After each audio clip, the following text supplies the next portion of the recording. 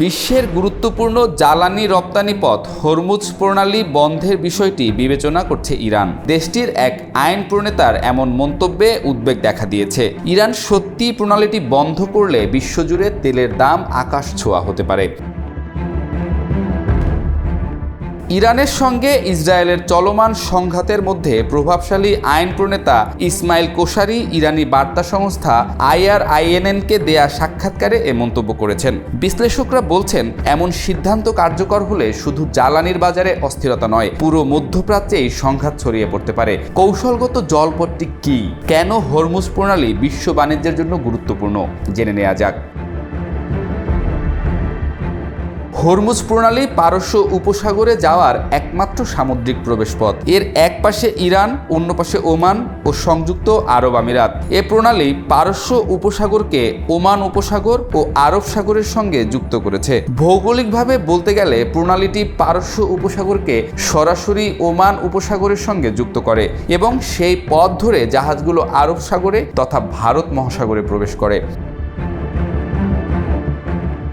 যুক্তরাষ্ট্রের জ্বালানি তথ্য সংস্থা বলছে, বিশ্বের মোট জ্বালানি তেল সরবরাহের প্রায় 20% এ পথ দিয়ে পরিবাহিত হয়। সংস্থাটি একে বিশ্বের সবচেয়ে গুরুত্বপূর্ণ তেল পরিবহন পথ বলে বর্ণনা করেছে। প্রণালীটির সবচেয়ে সরু অংশ 33 কিলোমিটার চওড়া। তবে এর মধ্য দিয়ে জাহাজ চলাচলের পথটি আরও সরু, যা যে কোনো সময় হামলা বা বন্ধ হয়ে যাওয়ার ঝুঁকিতে পড়তে পারে।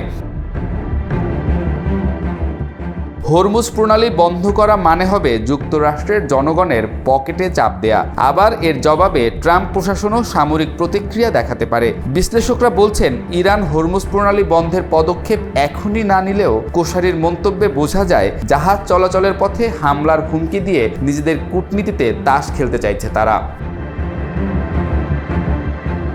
ইরানের আইন প্রণেতা কোশারির ওই হুমকির পরও হরমুজ বন্ধ করার সক্ষমতা বা রাজনৈতিক ইচ্ছা আদৌ ইরানের আছে কিনা তা স্পষ্ট নয়। এ সিদ্ধান্ত কার্যকর হলে যুক্তরাষ্ট্রের প্রতিক্রিয়া নিশ্চিত বলে মনে করা হচ্ছে। ওয়াশিংটনের সামরিক নৌবহর এ অঞ্চলে আগে থেকেই অবস্থান করছে।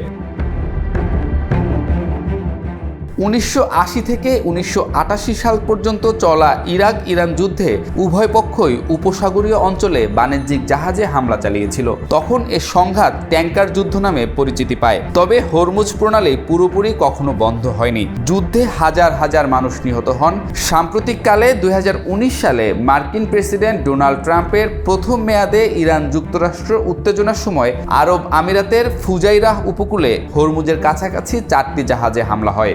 ওয়াশিংটন এ ঘটনায় তেহরানকে দায়ী করলেও ইরান তা অস্বীকার করে।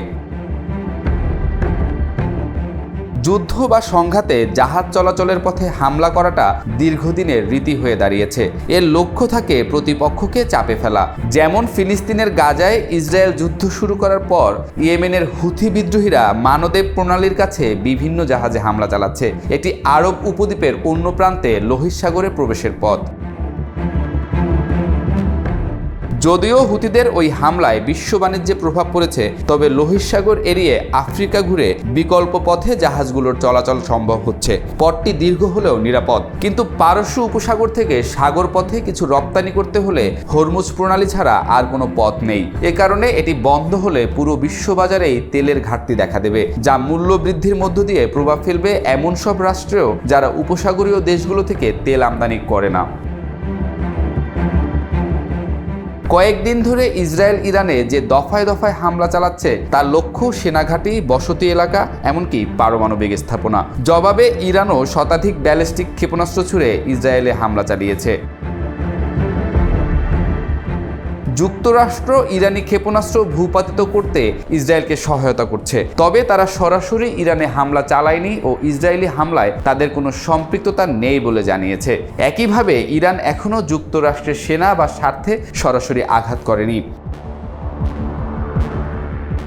2024 সালের এপ্রিল মাসে ইরান হরমুজ প্রণালীর কাছাকাছি একটি কন্টেইনার জাহাজ জব্দ করে। এর আগে সিরিয়ার দামেস্কে ইরানি কনসুলেটে ইসরায়েলের এক হামলায় এ অঞ্চলে উত্তেজনা দেখা দেয়। এ উত্তেজনা চলার মধ্যে সীমিত পরিসরে ইসরায়েলে হামলা চালায় ইরান। পরে ইসরায়েলও ইরানে পাল্টা হামলা চালায়। সাম্প্রতিককালে চিরবৈরী দেশ দুটির মধ্যে এটি ছিল সবচেয়ে প্রত্যক্ষ ও ভয়ানক সামরিক সংঘাত।